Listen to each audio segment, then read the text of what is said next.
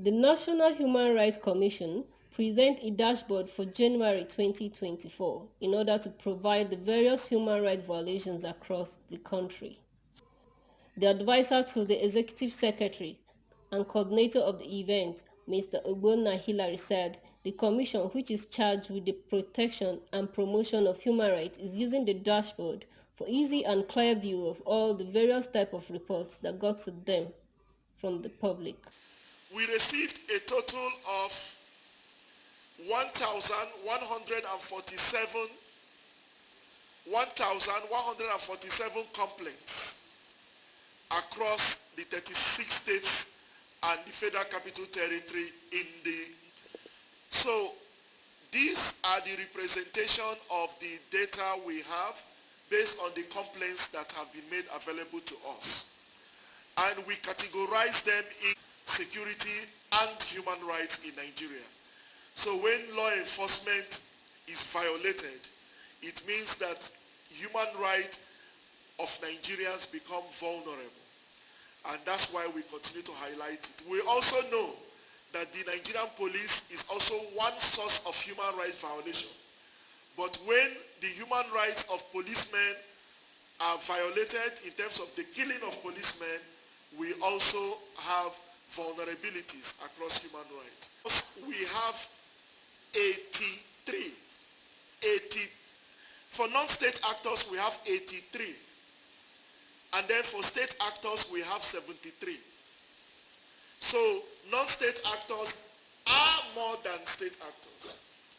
And you remember our definition of non-state actors. The terrorists, the bandits.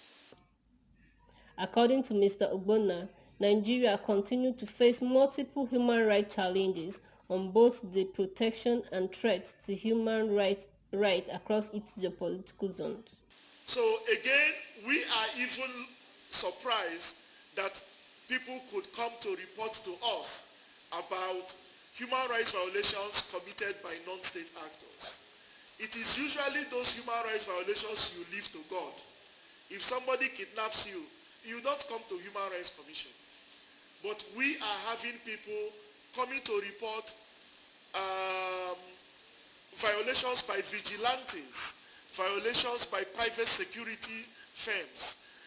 And then for state actors, we say it is primarily the Nigerian police force.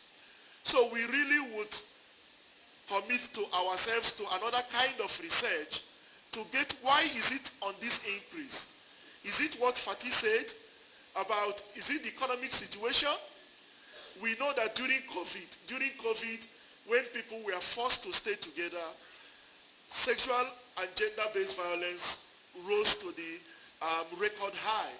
So, but we need to ask ourselves, why do we have this high number of domestic violence?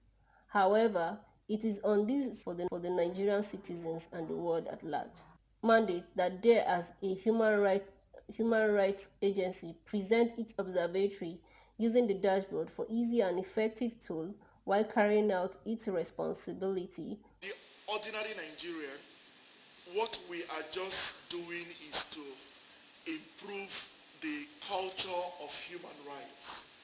Now, just imagine what we show you here today is a fraction of human rights violation in Nigeria.